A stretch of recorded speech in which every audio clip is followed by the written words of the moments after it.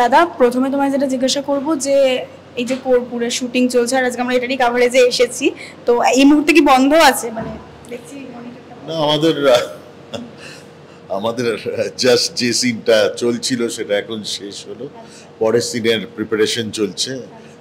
Actually আমাদের সমস্ত day সিনসগুলো আজকের জন্য ওভার হলো, এবার নাইট সিন তাৎপর্য চলছে। ওপরে একটা ঠাকুর ঘরের সিকোয়েন্স আছে, সেটাই হচ্ছে আর কি। এই যে কর্পূর ছবিটা, কর্পূর নামটা মানে মাথায় যখন প্রথম আসে তখন কি আসে মাথার মধ্যে প্রথমে নামটা শুনলে? সেটা তো তোমরা বলবে। কর্পূর বললেই সবার আগে আসে উবে যায় যেটা।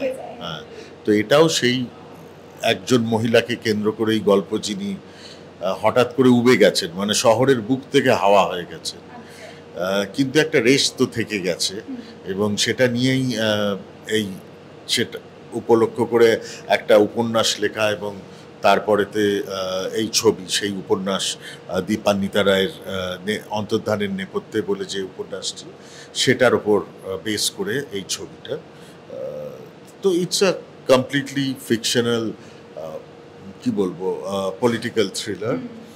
খুব ইন্টারেস্টিং করে করা হচ্ছে এবং খুব ইন্টারেস্টিং শ্যুট হচ্ছে, যার জন্য শ্যুট প্যাটার্নটা খুব ডিফিকাল্ট। আর একদম আমার অন্যান্য ছবির থেকে একদম আলাদা ধরনের শট টেকিং হচ্ছে। আর তার সাথেও বলবো খুব ডিফিকাল্ট, কারণ 18 দিনের মধ্যে আমাদের 57টা লোকেশনে শ্যুট করতে হচ্ছে। সো এই যে লোকেশনটা দেখছো, এটা অ্যাকচুয়ালি আমরা মৌসুমী সেনের বাড়ি হিসেবে দেখছি।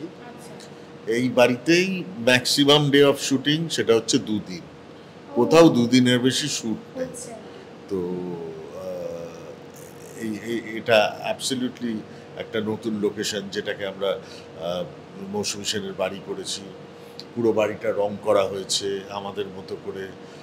সেট তোমরা যেভাবে দেখলে, কৌশিক অসাধারণ সেটের কাজ করেছে, আর তার সাথে ক্যামেরাতে অনির্বাণ চ্যাটার্জি খুব ভালো কাজ করছে। পুরোটা মিলিয়ে একটা খুব ইন্টারেস্টিং আউটপুট বেরোচ্ছে, এইটুকুই বলতে পারি। তুমি বলে রাজনৈতিক যে বিষয়টা, রাজনৈতিক ছবি তো এই মুহূর্তে দাঁড়িয়ে কম হয়, তো সেটা নিয়ে তুমি কি বলবে? কম হয়, আমি কি করতে পারি? হ্যাঁ, মানে কেন, কারণটা যদি তোমায় আমি জিজ্ঞাসা করি যে অন্যান্য ছবির তুলনায় রাজনৈতিক ছবিটা কম হয় কেন? আমাদের দেশে রাজনৈতিক ছবি হওয়া খুব ডিফিকাল্ট আছে, এইটুকুই বলতে পারি। আর লহমাদি এবং অর্পণদাকে নিয়ে প্রথমবারের মতো জুটি, ওদেরকে নিয়ে জুটি বাঁধা হয়েছে, সেটা নিয়ে কি বলবে? সেটা নিয়ে দর্শক বলবে। ওদের তো দেখতে খুব ভালো লাগছে এবং খুব ভালো অভিনয় করছে। প্রসঙ্গত এই ছবিতে যারাই অভিনয় করছে প্রত্যেকেই প্রাণ ঢেলে কাজ করছে এবং খুব সুন্দর রেজাল্ট পাচ্ছি।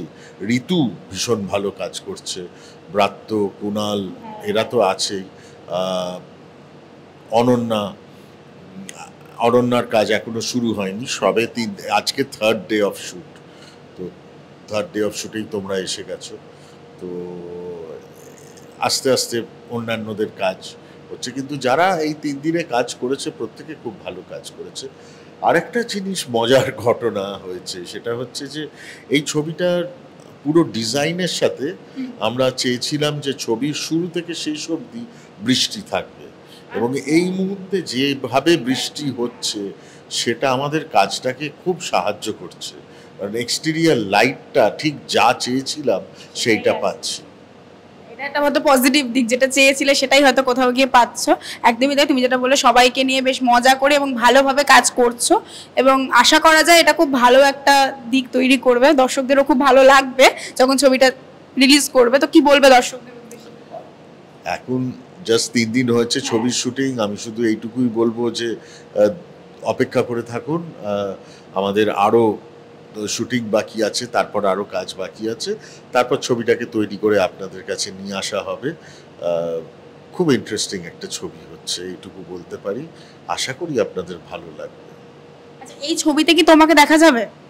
হ্যাঁ, আমাকে দেখা যাবে, এবং তার কারণ আমি যে চরিত্রটা অভিনয় করছি সেটা মৌসুমী সেনের এই গল্পের ঋতুপর্ণা সেনগুপ্ত যে চরিত্র অভিনয় করছে তার হাজব্যান্ডের চরিত্র, এবং দুটো সময় ধরে দেখা যাবে, একটা 1997 আর একটা 2019।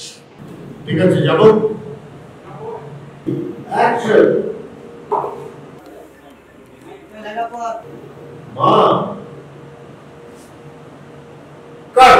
তো আজকে শুটিং করলে, আজকে কি কি মজার ইনসিডেন্ট হয়েছে? আজকে কিছু মজার ইনসিডেন্ট হয়েছে?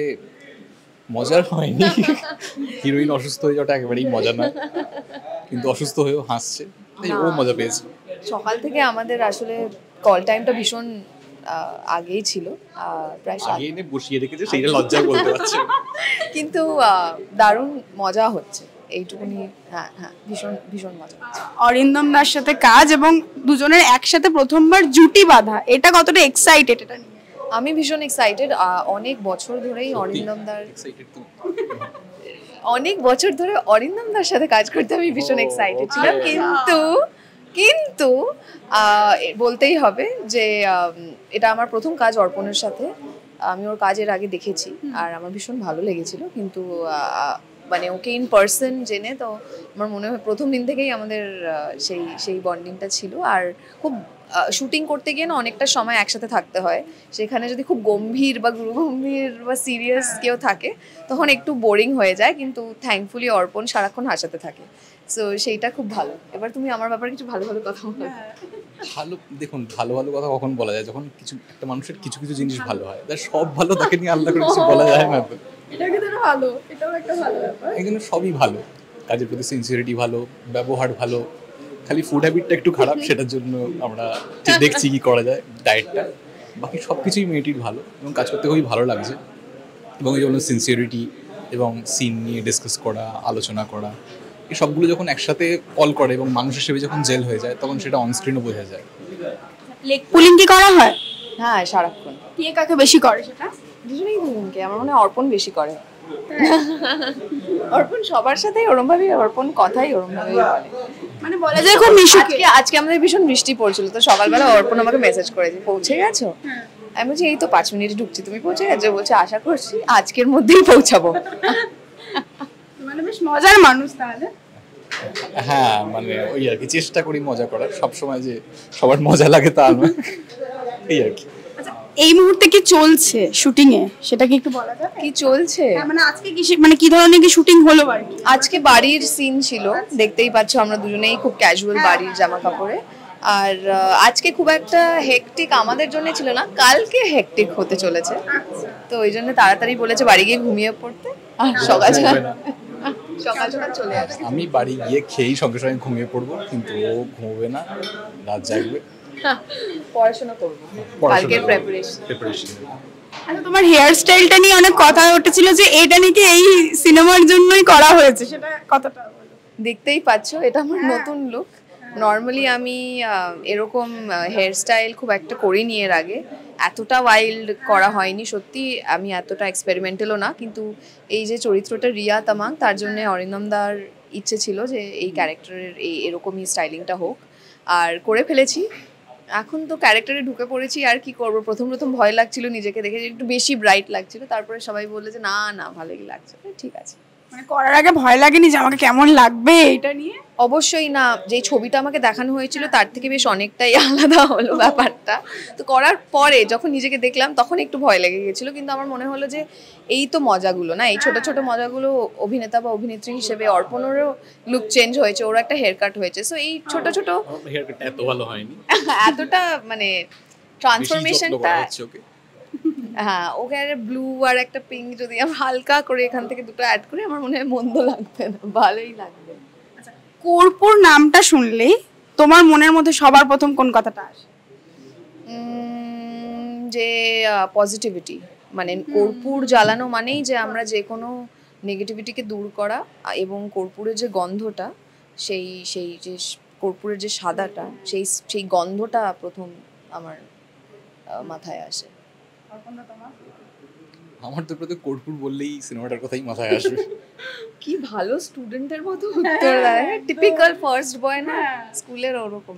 স্কুলের লাস্ট বয় ছিলাম, জীবনে ফার্স্ট বয় হওয়ার চেষ্টা করছি, কিন্তু কর্পূর কথাটা বললে প্রত্যেক সিনেমার কথাই মাথায় আসবে। কর্পূর মানে একটা এনার্জেটিক ব্যাপার আছে, আর এই সিনেমাটার মধ্যেও আমরা সেরকম কিছু একটা দেখতে পাবো, এটা আশা করছি। দর্শকদের কি বলবো? দর্শকদেরকে বলবো যে আমাদের ছবিটির শুটিং চলছে, আশা করি খুব শিগগিরই চলে আসবে আপনাদের কাছে। যখন আসবে আমরা প্রচার তো করবই, কিন্তু আপনারা ফলো করতে থাকুন, সিটি কেবল দেখতে থাকুন, আর আমাদের ছবি যখন রিলিজ করবে আপনারা ডেফিনেটলি গিয়ে দেখে নেবেন। টলিউডের latest update, gossip and entertainment পেতে সাবস্ক্রাইব করুন শুধুমাত্র সিটি সিনেমা, আর ফলো করুন সিটি সিনেমার Instagram, Facebook, Twitter and ShareChat page.